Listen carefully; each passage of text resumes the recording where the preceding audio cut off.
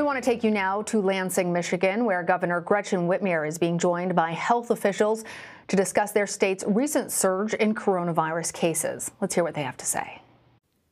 In the months that followed, the people of our state stepped up to protect one another. Healthcare workers worked 18-hour shifts in our hospitals. Truck drivers continued to deliver critical supplies. Grocery store clerks kept our shelves stocked. Businesses, small and large, retooled so that they could produce sorely needed PPE. Restaurants shifted to takeout, delivery, and curbside service. Educators found creative ways to engage and stay connected to their students. And everyday people did their part by staying home and masking up when they went out. Michiganders have made huge sacrifices this year to protect our public health, and it has been hard. It's unlike anything any of us has ever faced before. But we listened to our public health experts. We smashed the curve. We saved thousands of lives together. And because of it, we had one of the best economic rebounds in the country. We need to remember, back in March, there was a lot that we didn't know about COVID-19. And we now know that wearing a mask is the single most powerful weapon we have against this virus. Now, 8 months after I first spoke to you in March, I'm asking that we join forces again. Because as hard as those first months were for our state, these next few are going to be even harder. For months, we have been sounding the alarm about the heightened dangers of a fall and winter surge, fueled by more contacts than ever, the convergence of that with school, complicated by flu season, and accelerated by low temperatures, driving us all inside. Now we have reached that point we were warning about. We are in the worst moment of this pandemic to date. The situation has never been more dire. We are at the precipice and we need to take some action. Because as the weather gets colder and people spend more time indoors, this virus will spread. More people will get sick and there will be more fatalities.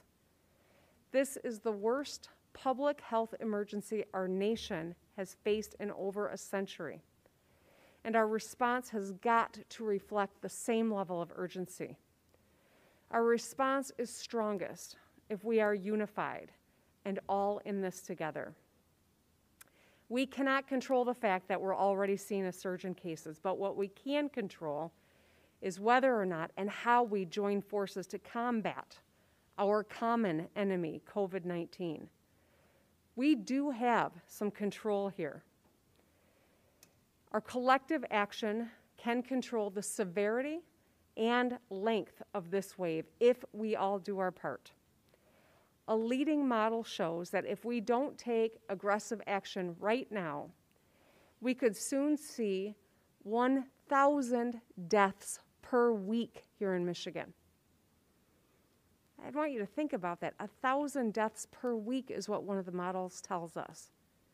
To date, we have just under 8,000 people lost.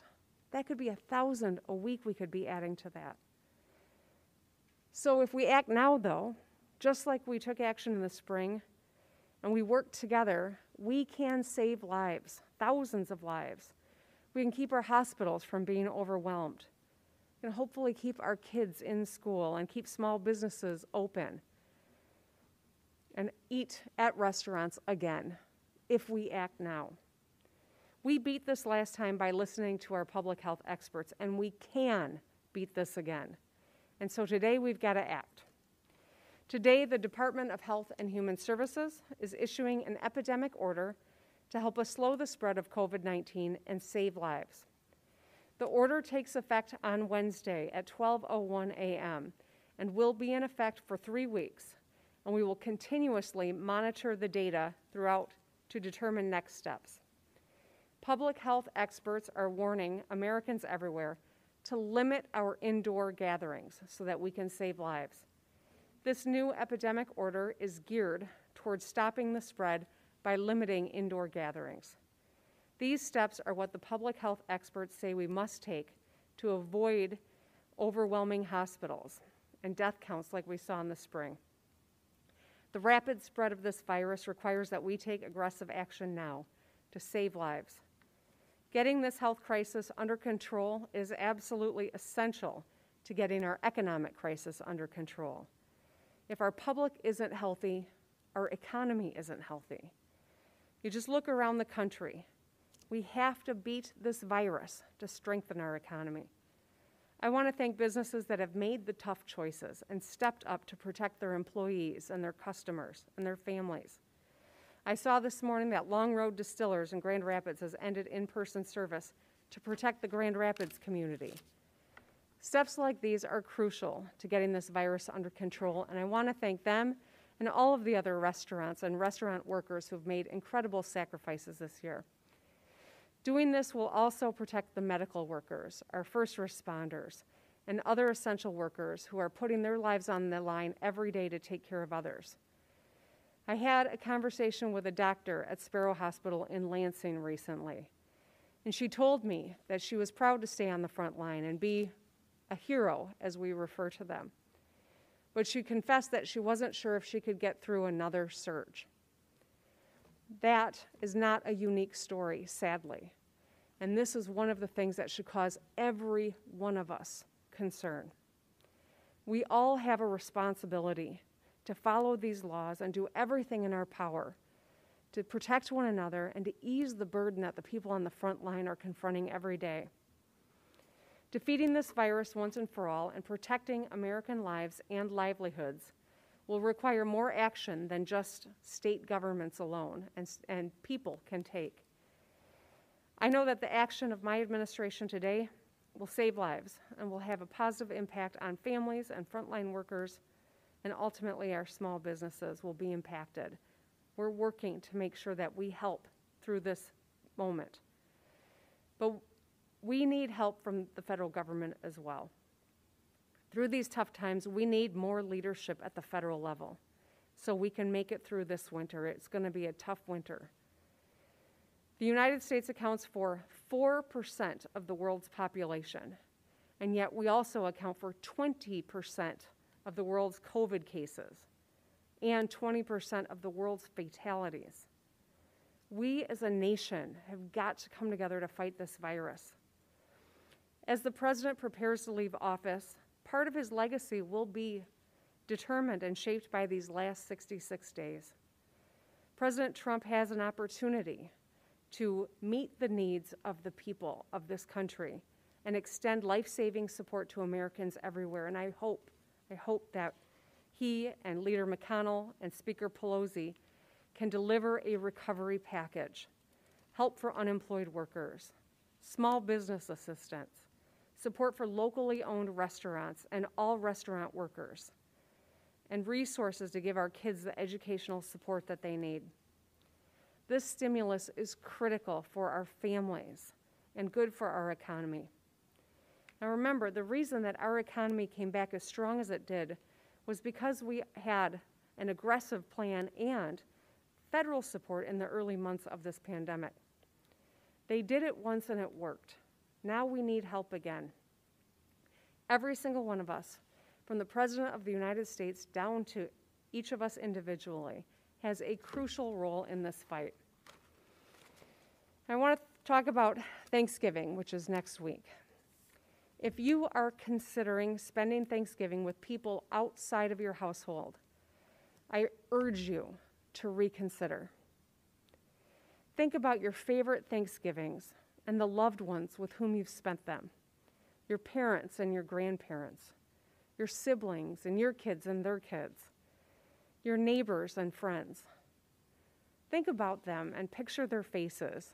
Think about the good times, laughing together, cheering on the Lions, playing cards and cooking together, maybe even arguing about politics. As hard as it is not seeing them this Thanksgiving, imagine how much harder it would be if you weren't able to see them for a future holiday ever again. As hard as this is, We all need to make short-term sacrifices for a long-term gain in health and happiness.